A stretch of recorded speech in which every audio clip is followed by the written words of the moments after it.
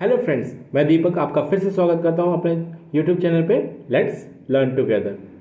आज के वीडियो में हम सी सेट का पार्ट 3 करने जा रहे हैं। पार्ट 1 एंड 2 पहले ही अपलोड कर दिया गया है और वहीं सीरीज दूसरा जो सीरीज हमारी चल रही है polity previous year question from 2011 to 2020, उसका 2020 के सारे क्वेश्चन कंप्लीट हो चुके हैं और वो 2 वीडियो में आपके यूट्यूब पे अवेलेबल हैं।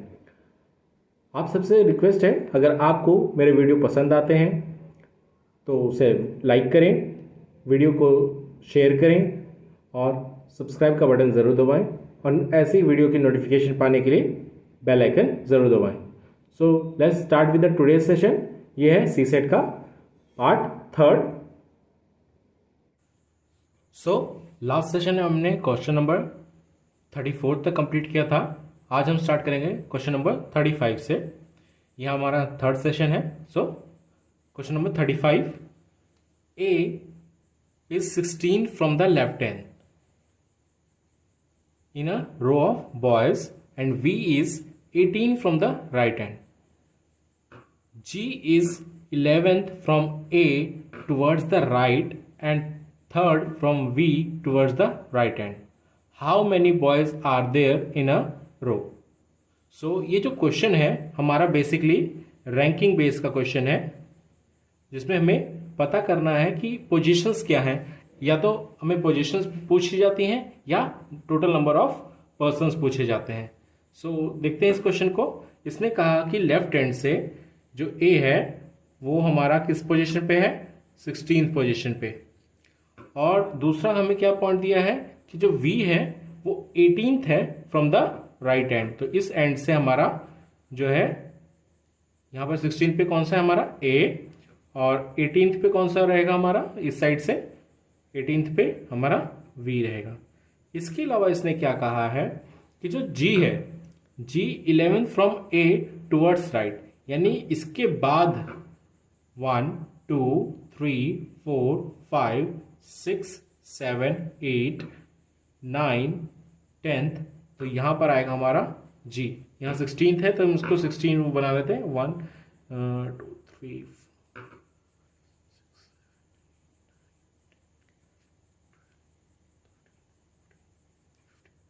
ये 16th यहां पर है। जी यहां से 11th की दूरी पे है। और इसने एक और बात कही कि जो जी है वो हमारा क्या है, वी से 3rd है from the right towards the right hand. तो वी यहां पर है हमारा इसके 3rd, यानी दिस 1 2 3, यानी कि यहां पर हमारा जी मौजूद है। तो अगर ये 18th है तो ये होगा हमारा पॉइंट 17th, ये पॉइंट होगा 16th, ये पॉइंट होगा 15th। तो इस हिसाब से हमें क्या पता चल गई, जी की जो पोजीशन है राइट हैंड से 15th है और लेफ्ट हैंड से जोड़ लें तो कितना होगा, 16 प्लस 11, इट्स 16 प्लस 11, ये 27th पोजीशन पे है। तो इधर से हम देखें तो ये 27th पोजीशन पे है। और रैंकिंग का हमारा फॉर्मूला क्या होता है कि जो टोटल नंबर ऑफ, अगर हम टोटल निकालने की बात करें तो किसी एक की पोजीशन, जैसे जी की यहाँ पर हम चल रहे हैं, उसकी टोटल करते हैं, यानी कि लेफ्ट हैंड से 27, राइट हैंड से 15 और उसमें से एक माइनस कर देते हैं। क्योंकि देखिए ये पोजीशन हमारी 2 बार गिन ली गई है, इस वजह से एक हमने माइनस कर दिया है। तो टोटल जब हम करते हैं 27 माइनस प्लस 14, जो कि हमारा 21 के इक्वल होता है 41 के। तो इसमें ऑप्शंस में देखते हैं तो option B is the right answer, 41। Next question देखिए। क्वेश्चन है how many integers are there between 1 and 100। हमें देखना है 1 से 100 के बीच। विच है 4 एज अ डिजिट, जिसके पास 4 एज अ डिजिट होना चाहिए but not are divisible by 4। तो सबसे पहली चीज तो हम क्या करेंगे, हम वो नंबर लिख लेंगे जो कि जिसमें हमारे 4 एज अ डिजिट आता है। तो सबसे पहला 0 से, मतलब मीन्स 1 से स्टार्ट करना है, तो सबसे पहला क्या हो जाएगा 4, नेक्स्ट हो जाएगा 14, उसके बाद हो जाएगा हमारा 24 34 44 54 64 74 84 94। इसके अलावा इस 4th पोजीशन पे और कोई तो हमारा 4 नहीं होगा, लेकिन यहां हमारे पास 40 होता है, और यहाँ हमारे पास 41, 42, 43, 45, 46, 47, 48, 49। तो ये हमारे पास टोटल नंबर ऑफ डिजिट्स हो गए जिसमें हमें 4 एज अ डिजिट प्रेजेंट होता है। तो हम इसमें से क्या करना है कि जो कि डिविजिबल बाय 4 ना हो। तो ये टोटल कितने हैं, 1 2 3 4 5 6 7 8 9 10 11 12 13 14 15 16 17 18 19। टोटल हमारे पास कितने हैं, 19 है। इसमें से देख लेते हैं 4 से डिविजिबल कितने हैं, 1 2 3 4 5 6 7। तो हमारे इसमें से सिर्फ 7 ही ऐसे हैं जो कि 4 से डिविजिबल है। तो टोटल जो 4 से नॉन डिविजिबल होंगे वो कितने बच गए, 19 माइनस 7 विच इज 12। तो हमारा 12 आ जाएगा आंसर, कि वो नंबर्स जो कि 1 से 100 के बीच जो उसमें 4 एज अ डिजिट पाया जाता है और वो 4 से नॉट डिविजिबल रहे, यानी उससे डिवाइड ना हो, तो ऐसे 12 डिजिट्स है जो कि कौन कौन से होंगे, 14, 34, 41, 42, 43, 45, 46, 47, 49, 54, 74 and 94। So move on to the next question, question number 36 जो हमने यहाँ पर बीच में छोड़ दिया था उस पर हम बढ़ते हैं। क्वेश्चन नंबर 36, इसमें हमारा 3 स्टेटमेंट बेस्ड क्वेश्चन है, और उससे देखिए क्या दिया हुआ है, there are 3 statement S1, S2 and S3 are given below followed by question. तो ऐसे क्वेश्चंस को ना हमारे जो स्टेटमेंट है उनके साथ साथ उसमें जो दिया हुआ है वो चीजें हमें लिख लेनी चाहिए। जैसे क्या दिया हुआ है इसमें पहले स्टेटमेंट 1 में, C is younger than D, यानी कि जो C है D सबसे मतलब D से छोटा है।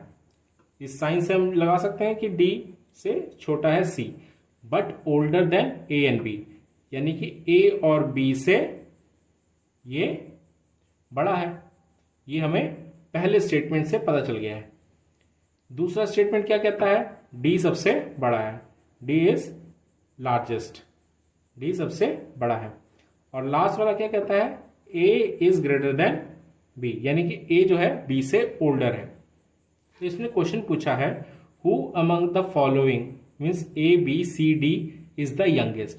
अगर इसने हाईएस्ट पूछा होता या फिर ओल्डेस्ट पूछा होता तो ओनली D से हम बता सकते, ओनली S2 से भी बता सकते थे, या फिर हम S1 से भी बता सकते थे, लेकिन S3 से नहीं बता सकते थे। लेकिन यहां पूछा है हमारा यंगेस्ट, तो इस इक्वेशन में क्या हमें पता चल जाएगा कि इनमें से यंगेस्ट क्या है। मीन्स हमारा A एंड B में कोई रिलेशन नहीं पता चल पा रहा है as per the statement 1। Statement 1 से A और B में कोई रिलेशन नहीं पता चल रहा है। लेकिन अगर वहीं हम स्टेटमेंट 3 को साथ में जोड़ दें तो क्या हम इसका आंसर दे पाएंगे? हाँ, हम जरूर देंगे, क्योंकि अगर यही इक्वेशन अगर हम स्टेटमेंट 3 के साथ जोड़ दें तो D is greater than C, C is greater than A and A is greater than B। तो हमारा सबसे छोटा कौन हो गया, यंगेस्ट, विच इज B, जो कि हम सही से जवाब दे पा रहे हैं। तो हम अब इसमें चेक करते हैं कि इस हिसाब से हमारा ऑप्शन कौन सा करेक्ट होगा। S1 अलोन सफिशिएंट हमने पहले देख लिया था, S1 अलोन सफिशिएंट नहीं है। S1 एंड S2 तो कोई जरूरत नहीं है, ये एक रिलेक्टेंट स्टेटमेंट है, इसकी जरूरत नहीं है। तो ये हमारा ऑप्शन ही गलत हो गया, पहले 2 ऑप्शन गलत। Third option S2 and S3, D is the highest और A B और C के बारे में हमें कोई पता नहीं है। ये अगर इन दोनों की स्टेटमेंट की बात करें तो अगर ये जोड़ते हैं तो C का पता चल जाएगा, लेकिन इन 2 स्टेटमेंट के हेल्प से हम ये चीज कंफर्म नहीं कर सकते। तो this statement is also wrong. S1 और S3 together are sufficient to answer the question. अब हमने देखा ही था, S1 से हमें हाईएस्ट पता चल गया था, लेकिन लास्ट की पोजीशन नहीं पता चल रही थी, और लास्ट की पोजीशन को कंफर्म किसने किया, हमारा S3 ने। तो हमारा D is the right answer. So let's move to the next question. 37 हम कर चुके हैं, सो 38। ये क्वेश्चन बेसिकली हमारा volume as well as mass पे डिपेंडेंट है। वॉल्यूम मास मीन्स हमारे इसमें डेंसिटी की भी बात होगी।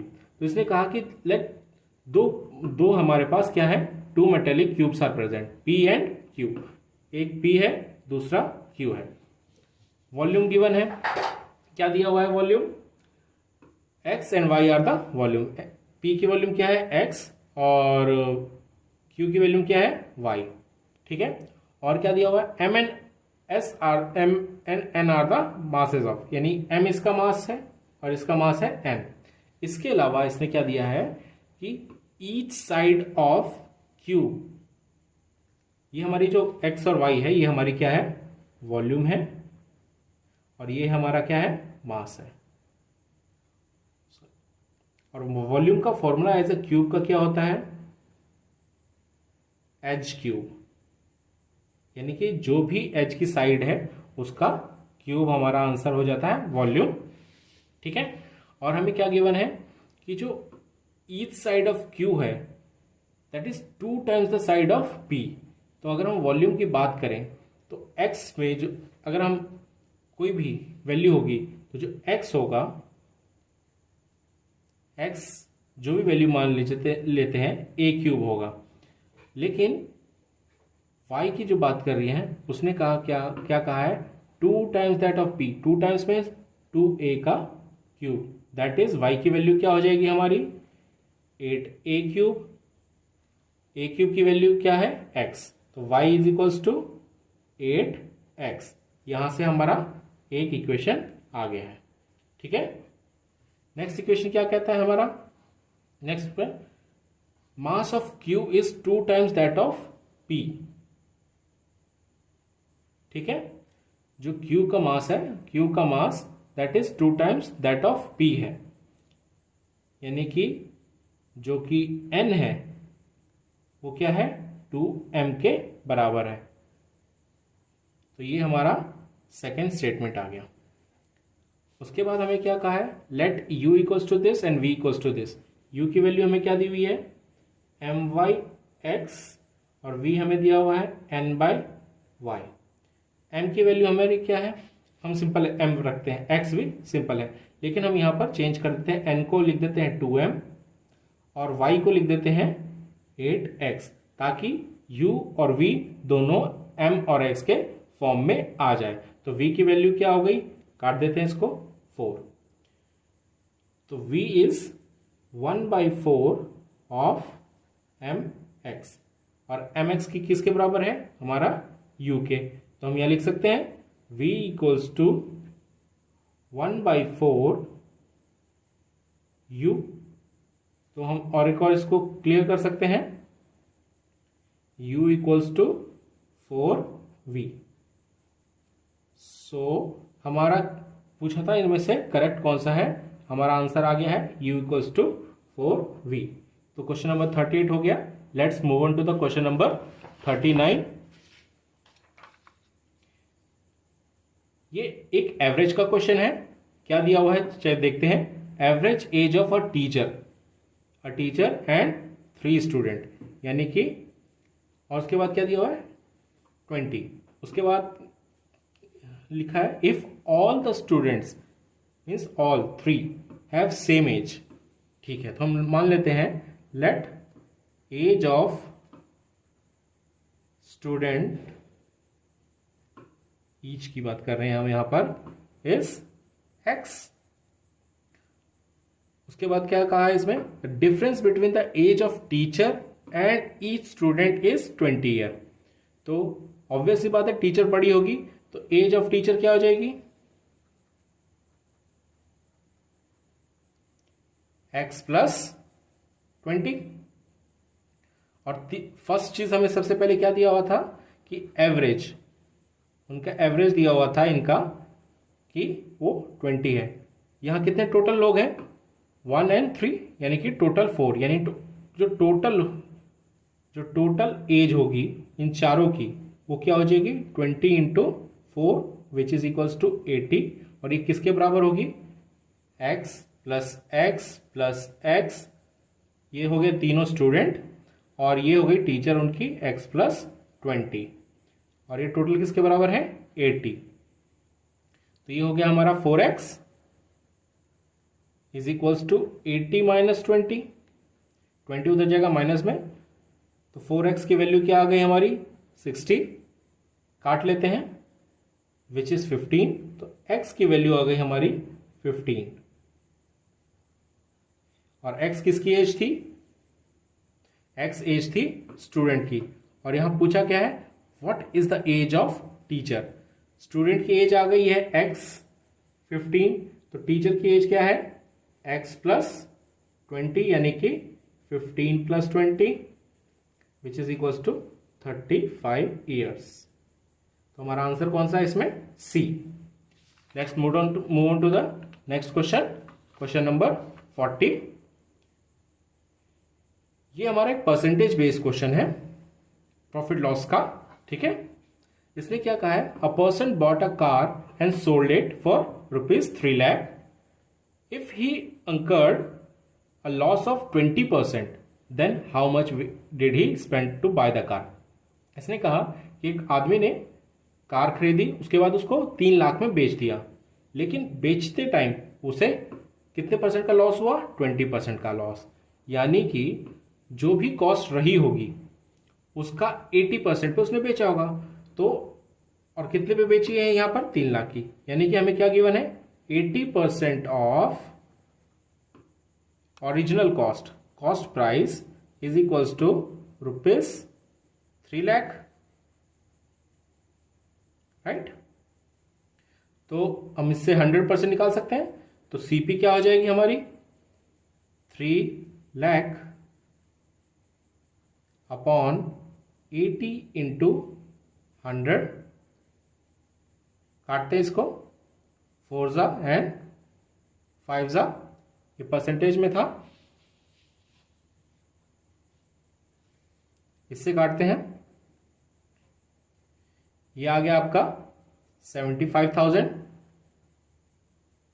तो सीपी हमारा क्या हो जाएगा, 75,000 इंटू 5, 3,75,000।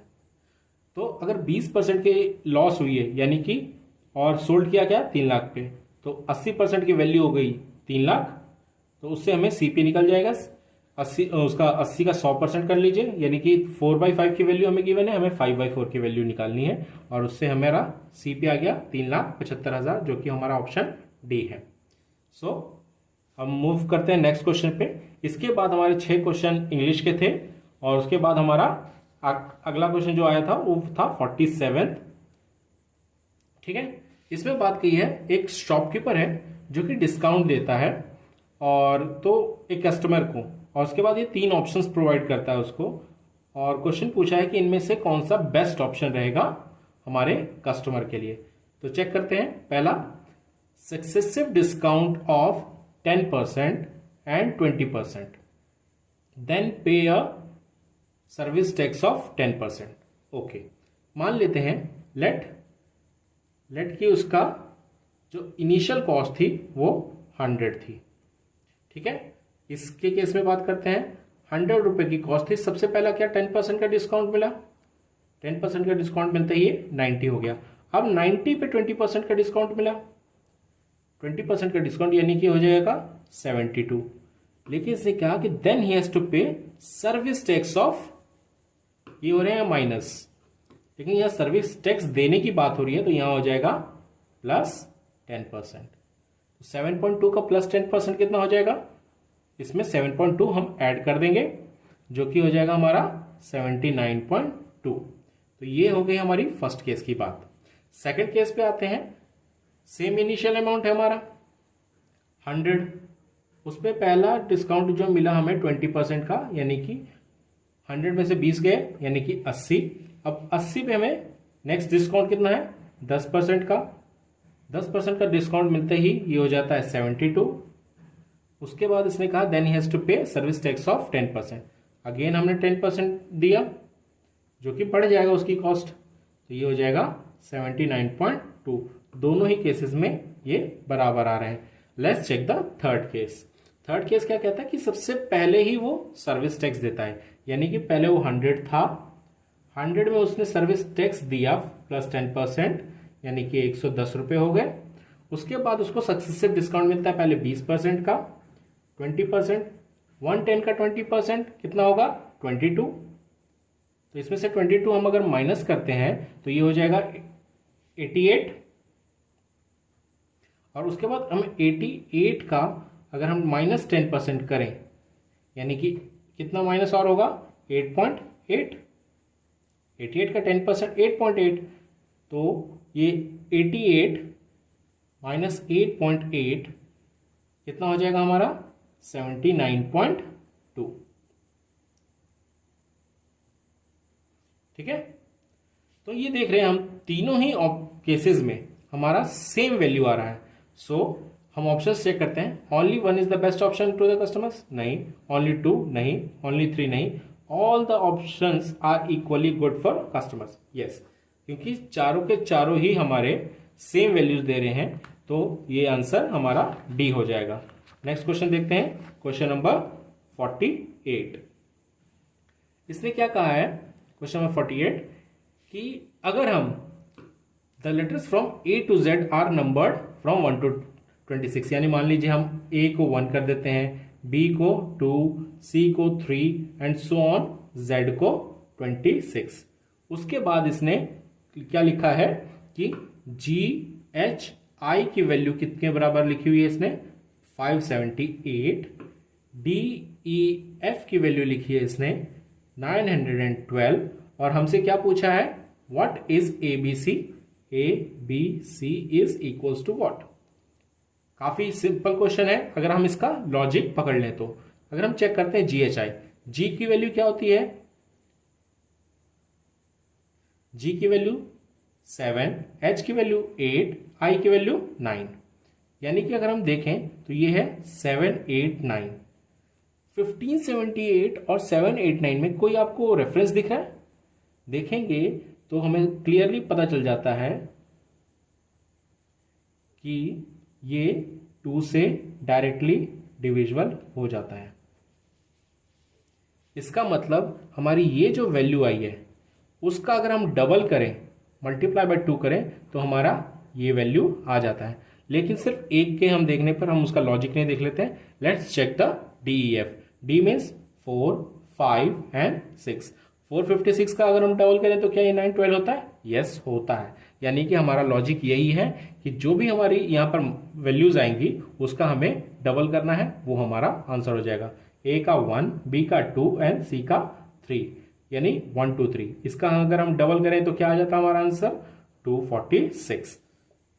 सो हमारा आंसर चेक करते हैं D 246। Let's move on to the next question, question number 49। इसमें हमें क्या कहा है what is the missing term, यानी दिस वन इस सीक्वेंस में।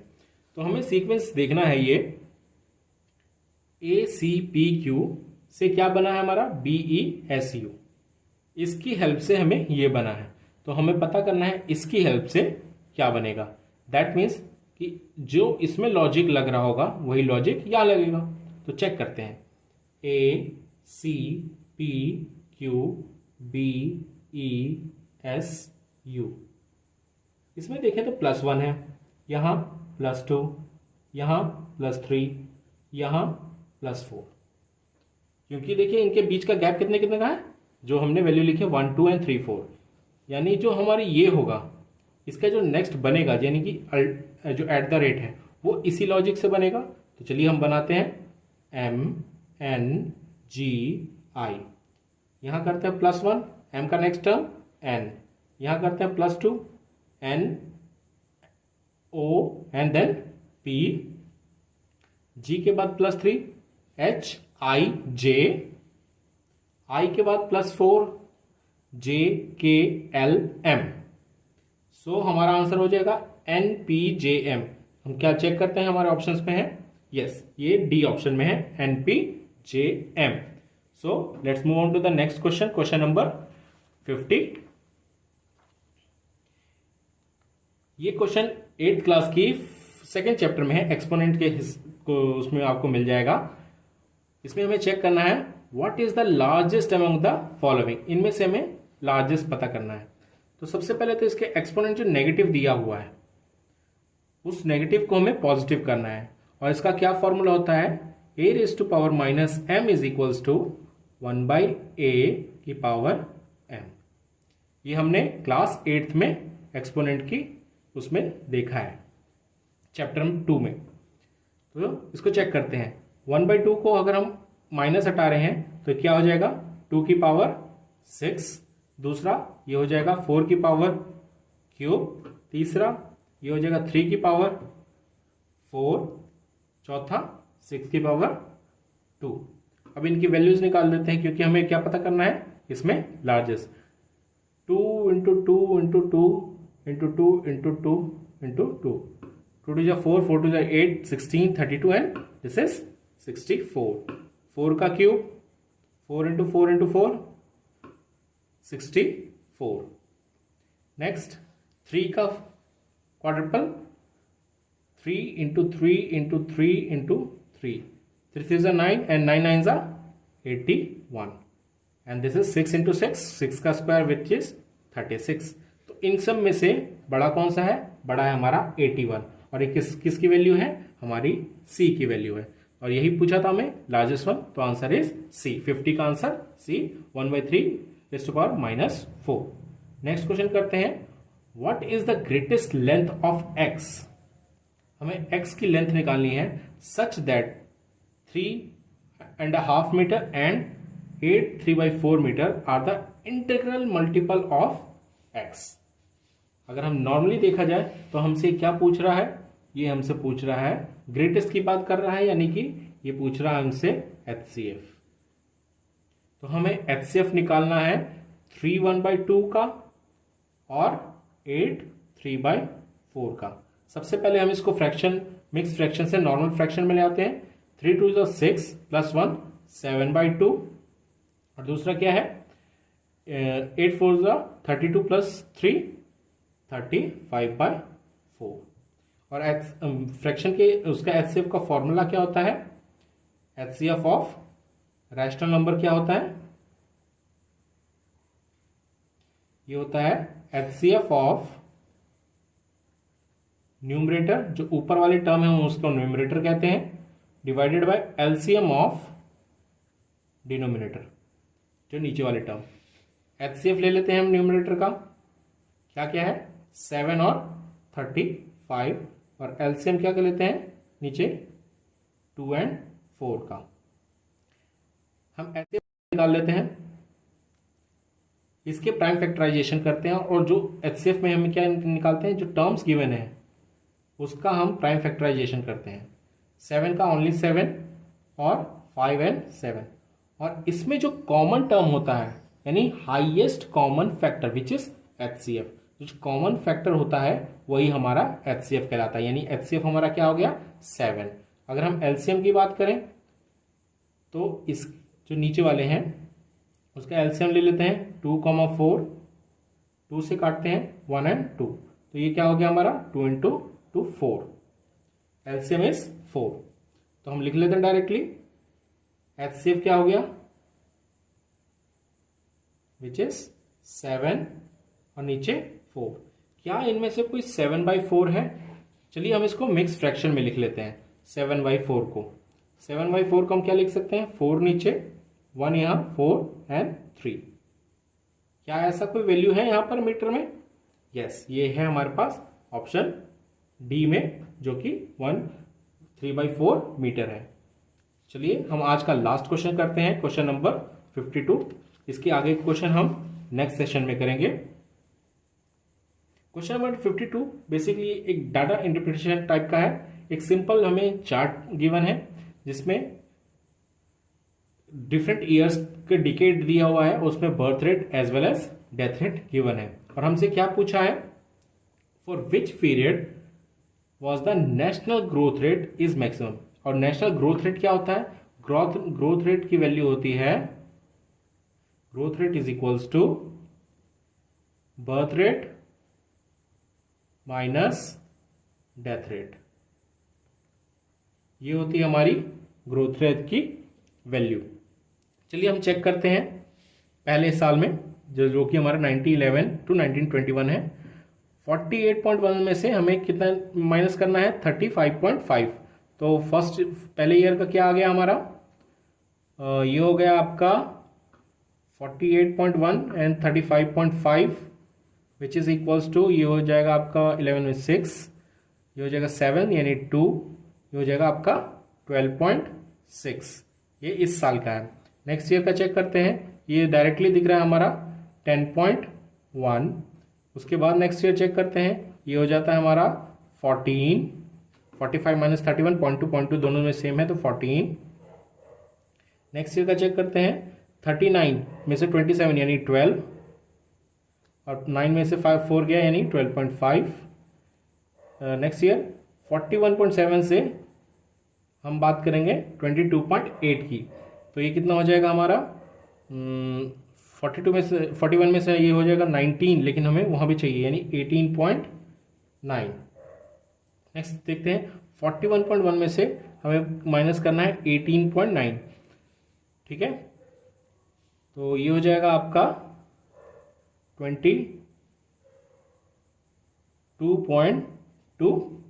और लास्ट हम चेक करते हैं 37.1 में से हमें माइनस करना है 14.8, तो ये हो जाएगा आपका 15.1 कर लेते हैं तो 22.3। तो इसमें से हाईएस्ट कौन सा है, विच इज 22.3, यानी ये ईयर कौन सा है 1971 से 1981, जो हमारे ऑप्शन डी में है। तो इसके साथ ही हम आज अपना सेशन खत्म करते हैं। ये आपका सेशन 3 था। यूपीएससी के 2020 के लिए 2 सेशन और आएंगे, जिसमें हर एक सेशन में 11-11 और क्वेश्चन रहेंगे। इससे आपका कंप्लीट हो जाएगा। उसके बाद हम 2019 पे बढ़ेंगे। तो आज का सेशन हम यहीं खत्म करते हैं। Thank you.